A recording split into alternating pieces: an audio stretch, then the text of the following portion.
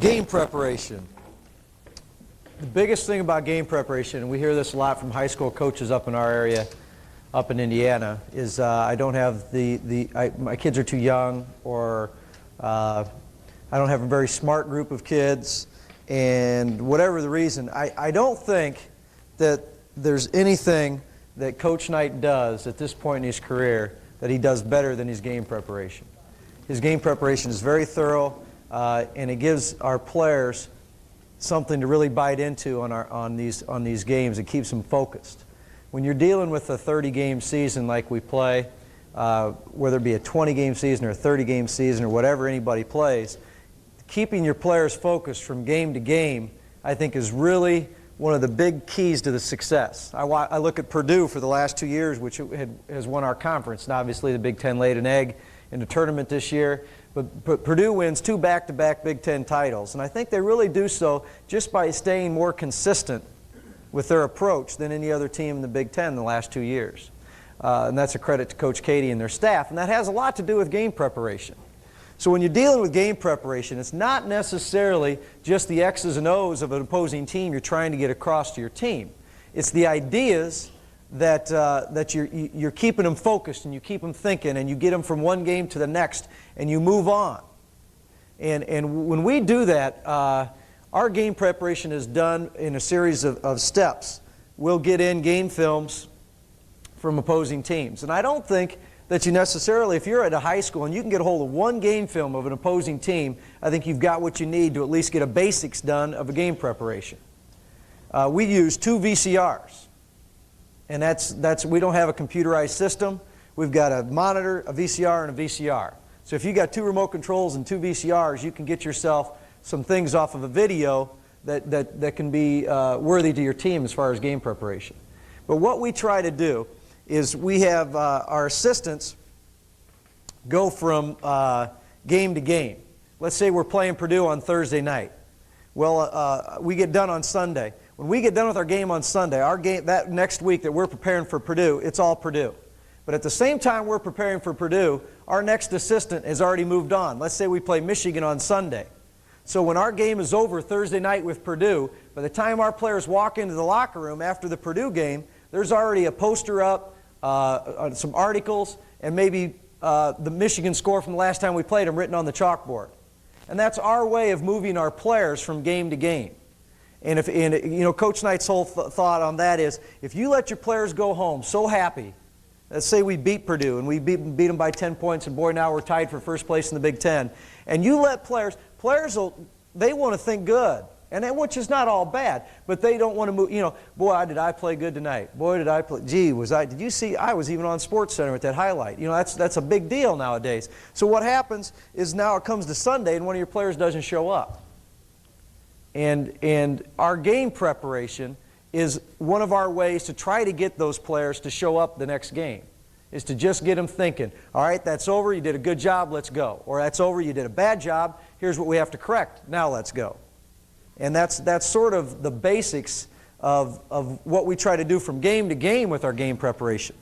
There's the objects of your game preparation. Obviously, one of the biggest objects of your game preparation is that you're not surprised, that your players are not surprised by what goes on in a game. For instance, let's throw out a team like Kansas that we play every year.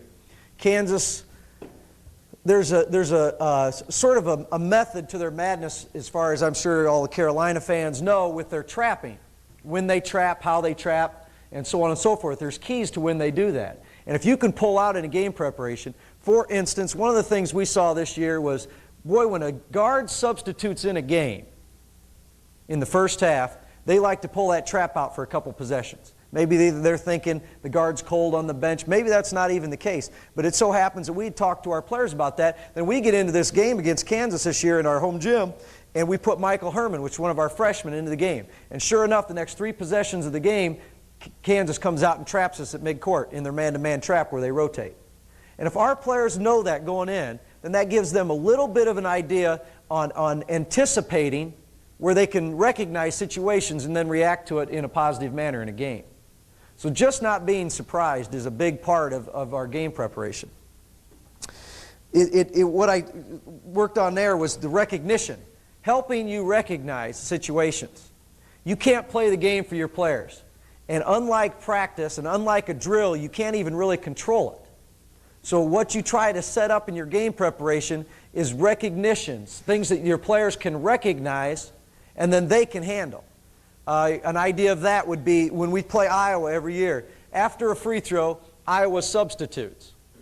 They substitute so they can get their press set up, which is one thing I think actually the NCAA should look at as far as slowing down the game. If they want to speed up the game, maybe they should take out these substitutions after free throws. If you don't get in by the first free throw, then you have to wait until the next dead ball. Anyways, we go back to the free throw. So they shoot a free throw and substitute. Now they're set up in their press. Now we have to take the ball out against it. Because one of the best ways to beat a press is get it out of the basket, get it in bounds before the press can set up. So now they're allowing themselves to set up.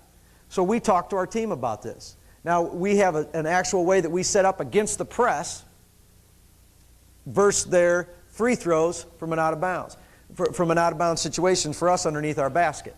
And that is what we talk about recognition. So now our players are in a game, maybe they can recognize the situation. Now we've got somebody out there like Henderson that's a senior with we played with 3 freshman guards this year, and maybe we're out there talking about, Reed, get over here and take the ball out. Herman, step up. Now we got some communication with an older player, maybe given some direction that can recognize situations that we've talked about. And when we got going this year, we have 4 freshmen that played a lot of minutes this year. And our 4 freshmen, they don't understand the importance of the game preparation. And we get out to Maui, and we're getting ready to play Utah. And I can see it in the walkthrough. We're out there walking through, and our players in there playing pinch butt with each other. And, okay, I can see this is going to go really far. And we get our butts whooped by Utah. We turn around, and we beat Chaminade, and then we turn around and we lose to Tulane. So we leave Maui 1-2. And that was a great wake-up call for our preparation, and shows you actually what we do with our preparation when our players listen. We played the first exhibition game this year when we played without any preparation, and we won by 5 points. We turned around and played another exhibition game when we got back from Maui with preparation, and we win by 30 points. And there's just one idea. First of all, our players got a little bit of a wake-up call that you have to pay attention or you're going to get your butts kicked in playing college basketball without the game preparation. And 2 is just the difference between the 2 exhibition games. Did we really improve that much in that week and a half of practice, or did we actually have players, did the preparation make that much of a difference? And I really think the preparation makes that much of a difference in our games. The biggest thing, the other thing that the object of the preparation is to just take away what the opposing team does best. I had a coach in high school that his game preparation was to take away everything else but what the other team does best and let what they do best go. And I get into Indiana then with Coach Knight, and everybody's got their own philosophy, which is fine. And as long as you're demanding of your kids, I think you can do it about any way you want. But the idea of taking away what they do best really seems to be exactly in line with what we talked about earlier today with your defense, taking away easy points, taking away what they do best. If you make another team feel uncomfortable, then you can win a lot of games, because now they're shooting shots. And teams get out and they shoot 30%, and then they come out after the game and boy, if we had shot better tonight, we would have had a chance at winning. Well, why didn't you shoot better? Is there a possibility that maybe we took away some of the things that you like to do with our game preparation? And a great example of that would be Kansas this year was probably our best game of the year, which is sad to say because it was the middle of December, which you'd like to be playing your best basketball at the end of the year. But Kansas at home this year, we just thought we could not let Oyster Tag get in there, and Pollard and LaFrenz, one of their freshmen, which is an excellent freshman. We couldn't allow him to get in there and get inside and really start to bang us around and score on us. So our game preparation was to get in and out from the wings on our help, to take away their inside to start the game. Well, we got off to a great start in that game, and our game preparation had a lot to do with that start. So taking away what they do best, throwing the ball inside, really hurt them. Really hurt them. And then from there, it just sort of dismantled for them. But that's the idea of taking away what a team does best. And the other thing with the game preparation, with the objects of it, is to give your players the patterns that the other teams run. And if you, the flex offense is probably the most popular patterned offense. The flex offense is a set offense that just continuously runs. Now, what we get into is we get into taking that apart in our practice. And we'll do drills leading up to 5-on-5 and how to take that away. So now we get into our game, and our players can anticipate that low cut before the down screen. They know it's coming, so now they can jump to the ball. When your players know what's coming, it's just a little easier for them. And you'd be surprised if you took away a patterned offense's options. If they, for instance, want to low cut and then down screen, okay, and bringing someone else off of this. So they got a screen here, and now he's coming off. That's screen the screener, whatever you want to call it. That's part of the flex. If you take away, if you know this cut's coming, and you get underneath this screen, and you just simply bump him, like we talked about what we did against Kentucky a couple years, and take this cut away. And if you simply then, in our game preparation, we switch this down screen on the flex. If you switch that and you take that away, and now your preparation has taken away their two basic things, you'd be amazed at how little teams know how to react to that.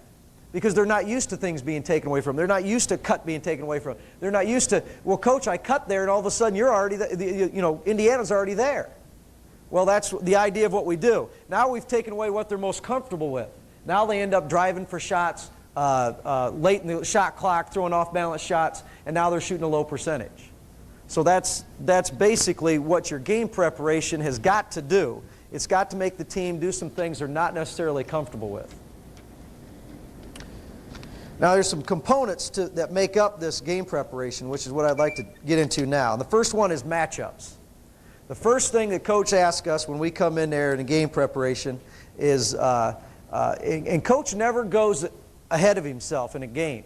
If we're playing that Purdue on Thursday night and Michigan on a Sunday, he does not go into Michigan until after Thursday night's game. It's all the assistant coaches that prepare all this up to him. Now, his first question when we sit down, Coach Knight's first question always is, how do we match up?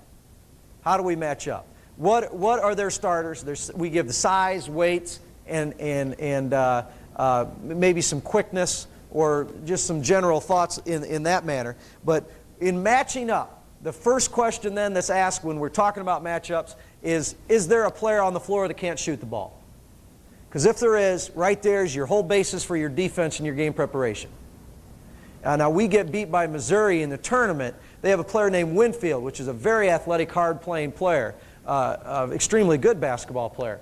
But he has a hard time shooting the ball from the perimeter. So Haley, which had come on at the end of the season for him, had scored in double figures in their last, I think, 3 or 4 games before he got to us. We were concerned about Haley more than we were Winfield shooting from the perimeter. So our first thing in our game preparation was to back off Winfield and front Haley so Haley has a hard time getting the basketball. And in doing so, we took Winfield pretty much out of the game. And the other thing is, if you go out and guard that non-shooter, a lot of times that non-shooter, like a Winfield, is a very athletic player that wants to drive for his points. Well, back off him and make it hard for him to drive in around you to get those points. And that's really, the non-shooter is where your help comes from. The non-shooter is where you can make it difficult for them. And we get in games, and against Kansas, they run a thing where they end up with someone in the high post looking to dish it down low. And we simply backed off because the players they had playing up there, we simply backed into this area here and fronted him and got behind him here with B. So now we're in front and behind the post and just dared him to shoot the ball. And in doing so, gave them open shots all night long, but it's with their non-shooters that are taking the shots. And, you know, as a game prepper, you're going to have to give up something. You can't take away everything in a basketball game. So why not give them something that they're not comfortable with, something that's not easy for them to be successful with? If they can hit that shot, or it's dishing into a 7-footer that's right there point blank at the basket, I'd rather make them hit this shot. Now, with another team, it might be the exact opposite. It might be the exact opposite. You might not want to help off at all, and you might not want to play any help rules and just guard everybody because everybody's a shooter. But that's all just contingent on the matchups and the personnel. What we did, like with Winfield then, we do odd things in our game preparation, and it seems like you're not supposed to be able to do these things, but if you're looking at individuals and you're taking the matchups, Winfield's about a 6, they list him at 6'5", 6'5" or 6'6", and he's nothing more than 6'3". Now Winfield plays a forward for him. We had a player on our team named Alan Henderson, a 6'9", not very mobile inside player. But we didn't want to get Alan in foul trouble, and we wanted Alan as our help player because he's a 4-year player for us. He knows exactly what we want done. So we put Alan on Winfield, which you're not supposed to be able to do. But in playing Alan off of Winfield, you can go ahead and adjust your lineups and a lot of times get done what seemingly can't be done. If we were playing that straight up, as we call it our regular defense, there's no way Alan could guard Winfield.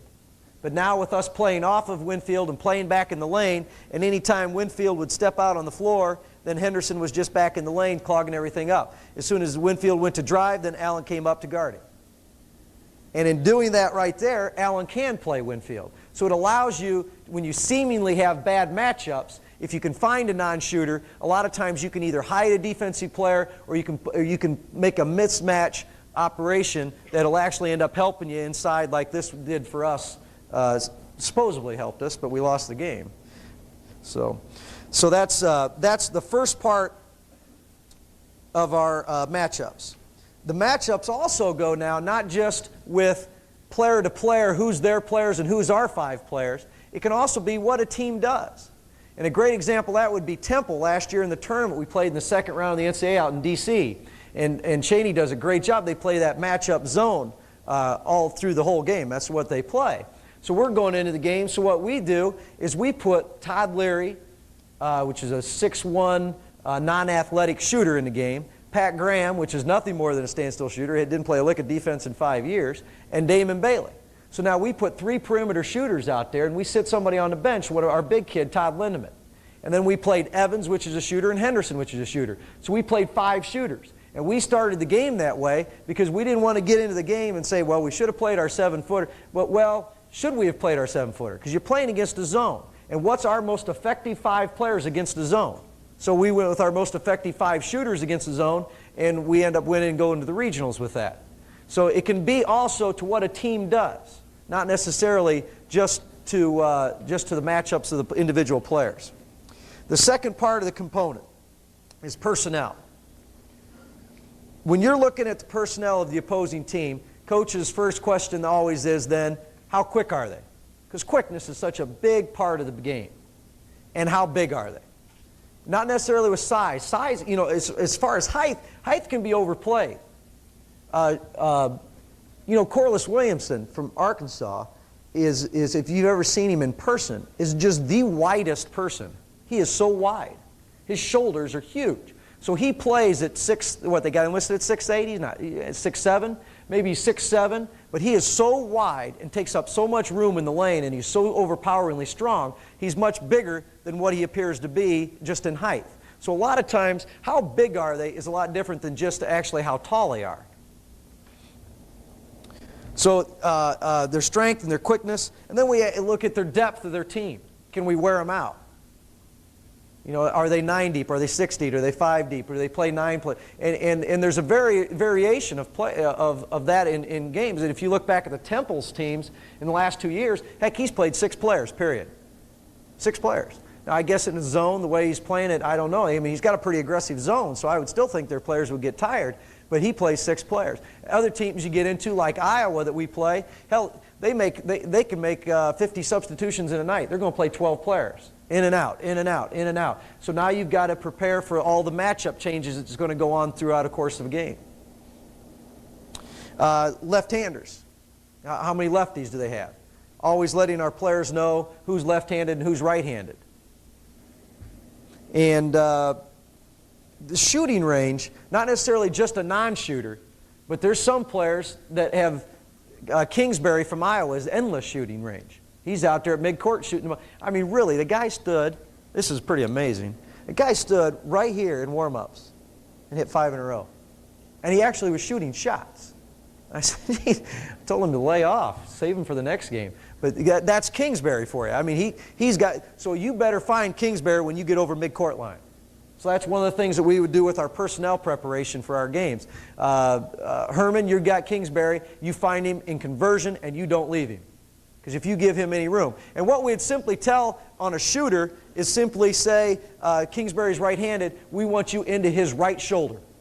into his right shoulder. Just being up into him might not be enough. Guys like that don't need much room. Respert's a great example of that from Michigan State. You get into that right shoulder and you make it difficult where he can't just swing that thing around and go up. So that's what we do with the shooters. All right, the third part of the components would be offense.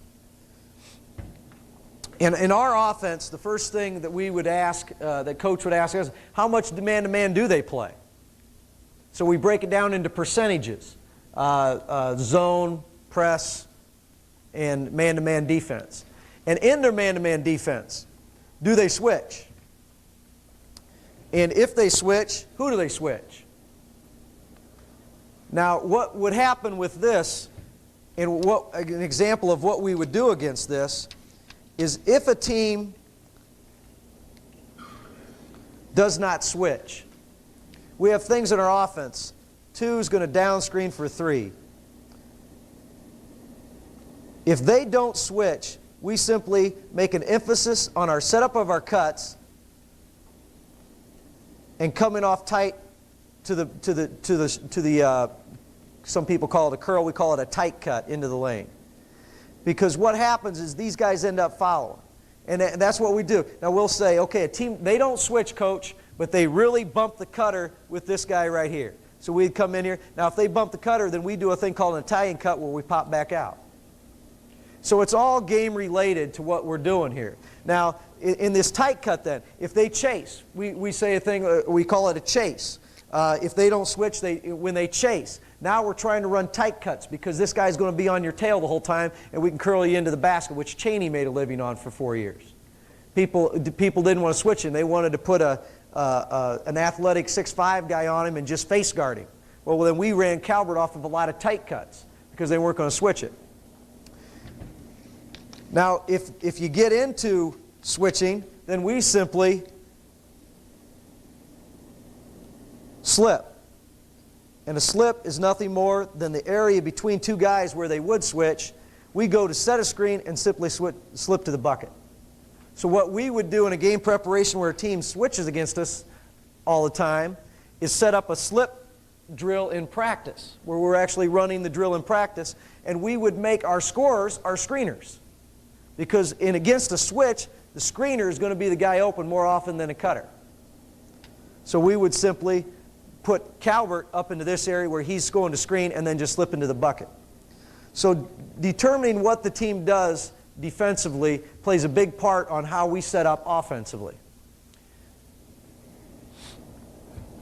Another thing that we do against the switch is we call it little on big or big on little.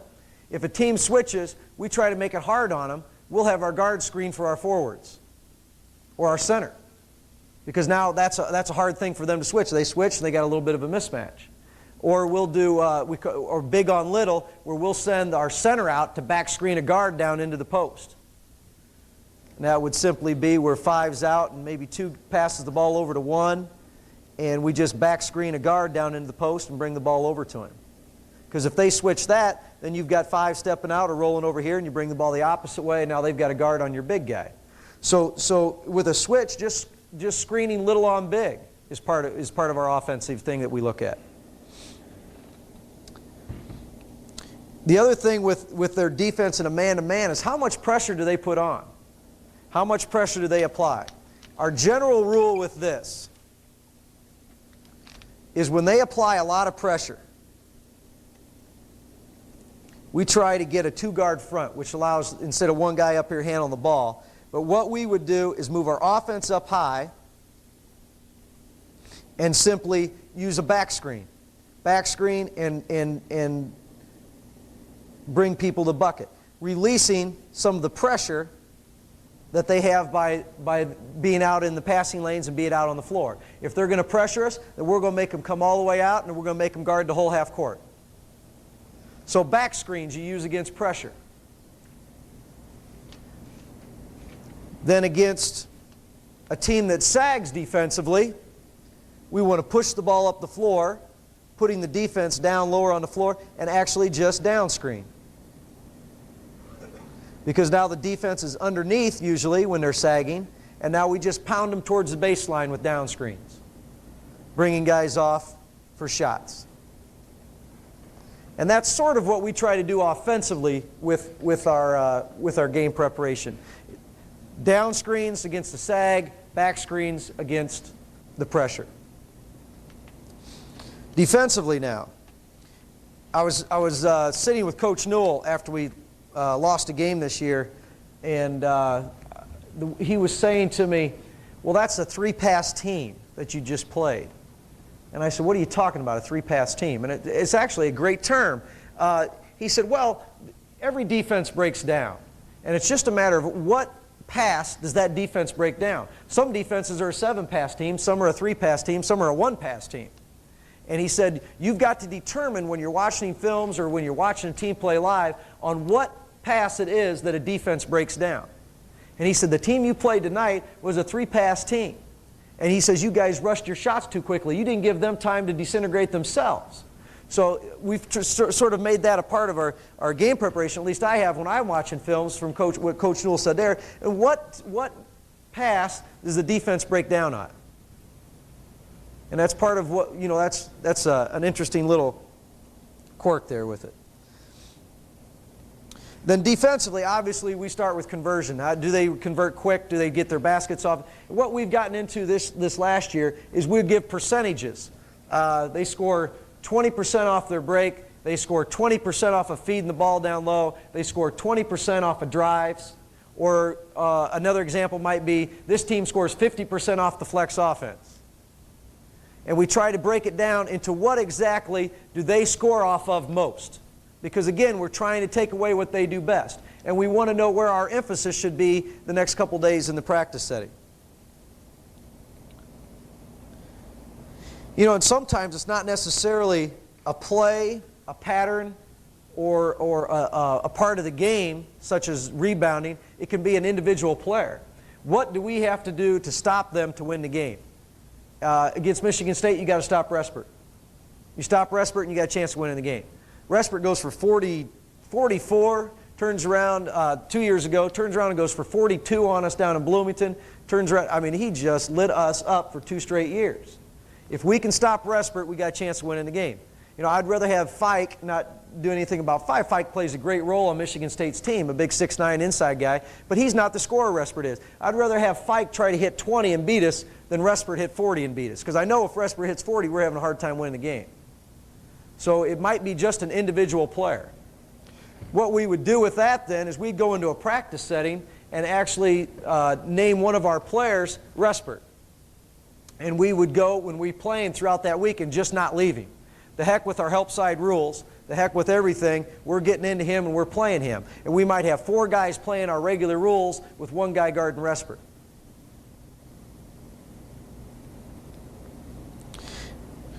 We talk about another example there was, what does a team do best? Well, Michigan rebounds, offensive rebounds. You can take away all the pattern you want from Michigan, but unless you block out, you're going to lose the game. So against a team like Michigan. And what I'm trying to say is there's just a point of emphasis for each one of these teams. And just like there would be for every team that you play. And I suppose you could go back through your schedule right just here in your head and say, well, we got beat by this team because they just pounded us on the boards, and we beat this team, but we got lucky because this guy got 40 and he's back next year, and so on and so forth. And those should be the major emphasis. And why not share them with your team? Why not be up front with them? Say, and here's, we approach it, we say, hey, Steve Hart, you let Respert get 40, we lose the game. That's your duty tonight. That's what you do. And again, you're putting your players into roles by doing that. We also get into a thing where can we help, which we talked about with the non-shooter, but a lot of times it'll be someone that comes in off the bench. It'll be maybe a big guy from the inside that we can help off of drivers on, that we just aware our players of. And the other thing is what switches can we make? We don't leave the switch up to our players. We do a lot of switching. I'm going to go over our switching on the rest of the defense when we cover it up here in another half hour here. But our switching is set up by our coaching staff. We don't leave it up to our players. You leave it up to the players and they're always going to come up with an excuse. Well, I called switch and he didn't call switch, coach. I thought we were switching on this one. Why leave it for guests? We want to set up the switches. So when we look at a team's offense and for our defensive purpose, we say who can switch with who. And it'll change from game to game. One game, we'll switch all 3 perimeter players and the 2 inside guys. Another game, we'll switch 4 perimeter players, and the 5th guy doesn't switch with anybody. It's determinant on who they have in their game, what their personnel is, and also what our personnel is for a game. When we played the 3 perimeter players against Temple last year, if Temple, in our defense approach then, our 3 perimeter players just switched with each other with Evans. So we had actually 4 guys switching with each other. And we just simply say to Evans, you can switch with the 3 guards. And it's that simple. Then there should be no miss switch. And the switch has been a great part of our defense, and it's done through the preparation. It changes from game to game, and it has to change from game to game, or you get stuck with it. So that's pretty much a lot of the components that we use. How do we present this to our team? Well, first of all, I think you've got to be careful. You can't give them too much. You've got to break it down concisely so you can say, walk up on a chalkboard or however you do it, and you say to them, defensively, offensively, 1, 2, 3. This is what we got to do to win the game defensively. We must block out.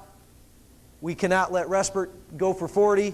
And we've got to get back quickly on defense because they're a team that pushes the ball up the floor. If they do these 3 things, they win the game. And then the same thing offensively. They sag, we've got to look for our down screens. Another thing that we do in our preparation that's big is in personnel, there's always a glitch. For instance, what seemingly is a monstrous problem can actually turn out to be something pretty productive for your own team. An example of that would be Shaquille O'Neal from LSU. We played them in the regionals in '92. And here's Big Shaq, right here, under the bucket. Now there's 2 things here when you're preparing. If a team plays a zone, they say where their players play on the floor, but I say who they play against. If a team plays a man-to-man, they say who guards my guys, but I say where they guard them. And that's a heck of a thing. You can really use that to your advantage.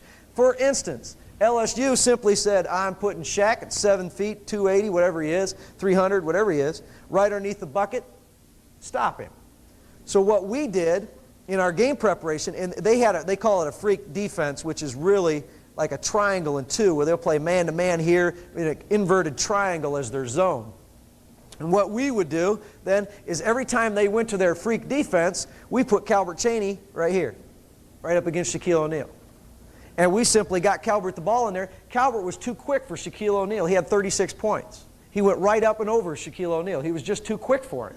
Instead of the old, if we're just going to play the game, our center goes in here, which would have been Nover at the time. And Nover's not quick enough to go over Shaquille O'Neal. He's not big enough to go over Shaquille O'Neal. And Shaquille's just going to dominate him in there. We simply said, okay, you said, because you're playing a zone where he plays, then I say who he plays against, and I want him guarding the best guy in college basketball, which is Calbert Chaney. So now if he can stop Calbert Chaney, well, then you guys win. And that's basically how we approach that. Now, you go to another example of the man-to-man.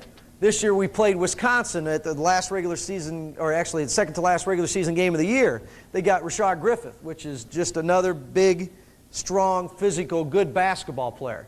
And Rashad Griffith wants to play right underneath the bucket. That's where Rashad Griffith wants to play. Now, what we did this year is we sat Lindemann down. We were playing Patterson by that time. And Patterson for us at center is a freshman, about 6'8", 215, not physically strong enough yet as a freshman to play against Griffith in here. But what we did with that then is Patterson's a good perimeter player. So we moved Andre as our 5-man out on the floor and screened for him. Now Griffith's got to come out here and guard him. Well, Griffith didn't want to come out here and guard him. And Patterson steps up and hits 4 3-pointers in that game for us. Because Griffith didn't want to come out on the floor and play defense. Now, when Griffith did come out on the floor, our game plan then was for Andre to drive him. Because now we're going to try to get him in foul trouble. And that's why a lot of times a team will hide in a zone, they'll hide a guy. But you can still go at that guy. If you're playing a team that has their best player and they put him right here down on this zone. Let's say they're playing the 2-3 zone. Then I would simply put my best driver right here and simply reverse the ball to him somehow to get him on a one-on-one situation where he's going right past him. And that's something that can be really big in your game preparation with your offense. Is again, they say in a zone where their guys play, and I say who they play against. In a man, they say who they're going to play against, and I simply say where they're going to play at on the floor. All right, so now we get to presenting this to our team. Be short and concise with your team. We get out there. What we try to do with our team is simply maybe the first day. Let's say we had 3 days to prepare. We would simply go the first day with a short overview of the team's personnel before we go out on the floor. Then we would actually probably practice most of our stuff throughout that practice if we got 3 days. Then late in the practice, we might go over a couple drills that are significant to the preparation of the game. And I'll go through a couple of that stuff here in a minute. Then, after the practice, we'll show them a short clip of tape. We don't show our players a game film of the opposing team. We don't show our players 20 minutes of tape. We show our players, what we would end up showing them is a 5-minute offensive tape of the opposing team of what they do best. And there again, that's just all edited out on a VCR to VCR. So you can take it, and if you think they're a good rebounding team, then you can simply just take maybe 10 possessions where they out-rebound their opponent and put it on a tape and show your team and say, now if you let them do this, you lose the game.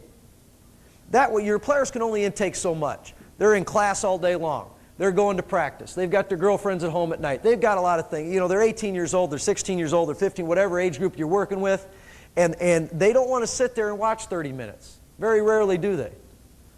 So why not put it in a situation? Then we'd simply say to a guy like Hart that's guarding Respert, Steve, here's a tape on Respert. Watch it sometime tomorrow before you come into practice and come back and talk to me about it. And we might put together 15 clips of Respert and how he scores from the perimeter so Steve can get an idea of how Respert scores.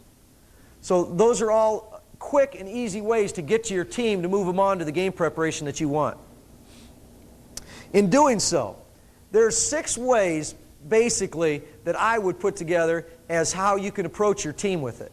You can show them video as one. You can have them write it. All of our players keep a notebook. And we actually have a lectured class before we go out on the floor every day before practice. And in our notebook, we'll say, Patterson, you've got Griffith. We want you to bring him out on the floor. We want you cutting. And when you get the ball against Griffith, we want you driving him. Well, he's in there writing it down in his notebook. So we've got a video. We've got writing it down. We've got where they listen to it through lecture. Then we've got where we actually go out on the floor and walk through it. Then we actually got where we give them things to read on opposing players, where they can read it. And then we actually run through it in practice. And that's the 6 ways that players can learn what you want done. Some learn by watching it on tape. And as a season with your players, I'm sure you guys the same way, you get to know their body language, you get to sort of get a feel for how these kids learn and when they're paying attention and when they're not. We've got players that learn from video. We've got other players that learn by walking through. We've got other players that don't learn until they get out there and do it. So why not give them every avenue of learning in practice? And that's what we do with our game preparation. When we're preparing for a game in practice, we take all 6 methods and we hit all 6 methods with our players. So therefore, there's no excuse not for them to know what needs to be done.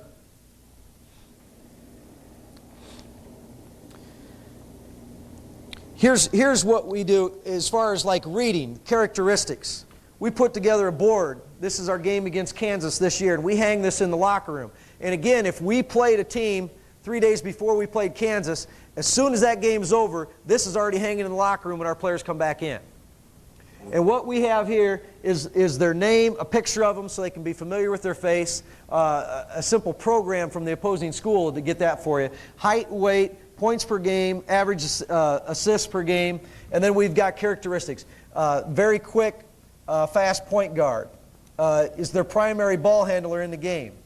Must stop in conversion, must pick up past midcourt. Help on post from him and recover to him head up on a shooter, meaning that he's probably a decent shooter but not a great shooter, so we're going to come in on the post and help from Jack Vaughn and make him shoot the ball. Gerard Haas, the next player. Hardest playing player we'll face all year long. Do not leave him. Excellent three-point shooter. And our players actually read through this, and then they take the guys that they're going to be playing against and they write them down in their notebooks. And characteristics, Ron Felling, which is one of our assistants, which won 4 state championships in high school basketball in the state of Illinois, said that his whole game preparation in high school was done off of characteristics of the opposing team. He said, if a guy wants to drive left for a basket, by God, don't let him drive left for a basket. Make him go right and see if he hits as much as he does going left. And that's what we try to do with ours. So what we had when I went through our regular setup of our defense can be altered by depending on a player. If a guy is left-handed and he's on this side of the floor, we're still not maybe, we still want to force to the corner. But if he's on the opposite side of the floor and he's left-handed and we don't want him to drive left, then maybe we'll try to make him drive right to shoot the basketball. So the characteristics play a big part, and that's simply how we do it. I'll set this up here so if you guys want to take a look at it when you're done, go right ahead. The characteristics. The routine here, I'll finish this up here in a minute so you guys can take a break. I know you've been in here all day. The routine of what we do is part of our game preparation also. For instance, we get on the road. We go the night before. We get there, our players eat there, everything's the same every road game. We have a meeting. They have dessert at 9:30.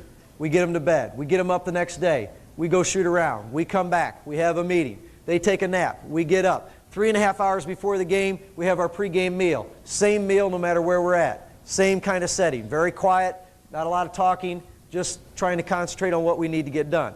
And this is the great way to get your players when they're unfamiliar with their surroundings, still geared on the game of basketball. And again, I go back to the game preparation is more than the X's and the O's, it's to get the players thinking about the game itself. And then we simply, after we have our pregame meal, go through what we call a walkthrough. And we'll rent a room like this in the hotel we're staying at and clear it out and actually walk through an opponent's offense. Or walk through what we want to do against a zone so our players can picture what they want. We'll show them video. Then we send them up to their rooms, they pack, we come down, we go to the game, we go home. But it's all the same routine. And the same thing applies to when we're at home. And what happens with that is now you're playing for a national championship in 1987 and you're preparing to play Syracuse in the championship game. And what seemingly should be a really uptight setting has 2 seniors that have been through this for 100 games, that have had the same approach, the same preparation, and the same doing. So when they get to this game, it's just one more game. We're just plugging away. It's just one more game. We put in the same game preparation for Syracuse in the 1987 National Championship as we would play in Ohio University the first game of the year next year. And that is done on purpose so when we do get to big games, our players don't get jitters, they don't get uptight, they just simply go through the same routine, think about what they got to do, and then go out and do it. And that, I think, is the main gist of a game preparation. Does anybody have any questions? The practice setup that we do is simply breakdown, like we would simply break the flex down into the screen here, down screen here. We'd actually set up a 2-on-2 setting. Then we'd put it into a 5-on-5 setting. We do a part-whole method with our game preparation just like we do with our regular practice structure. If a team needs to be blocked out, then we do 1-on-1 blockout drill. And then maybe we do a 5-on-5 blockout drill, and then maybe we put it into our game live. So that's sort of how we go. Anybody got any questions about game preparation? All right, we'll take a break here, and then we'll come back in and we'll finish up defense.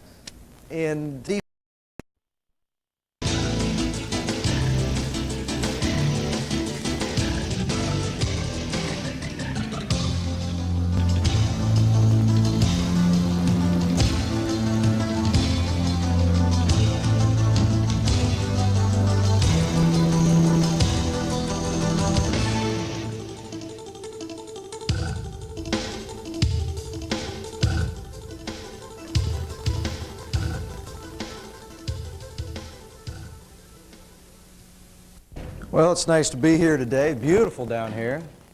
Last time anything from Myrtle Beach came our way was in the first round of the tournament this year with the Haley twins, and I still see that nightmare of him rebounding over Alan Henderson for their winning basket. So what we got here is I've been with Indiana for, this is my 10th season. This was my 10th season in Indiana, and I was, as Bob said, a manager for 5 years. As Indiana, if you know anything about Indiana basketball, we redshirt everybody, including the managers, so that's how I got a 5th year out of it.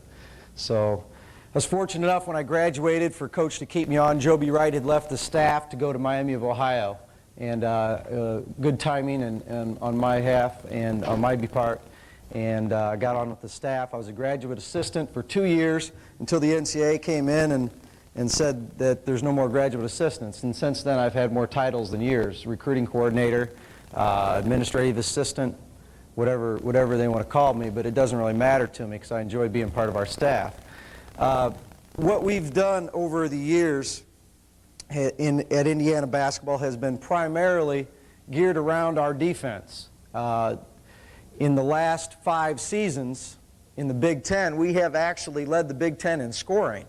But a lot of your scoring comes from your defense, so that's still Coach's trademark, is his defensive play.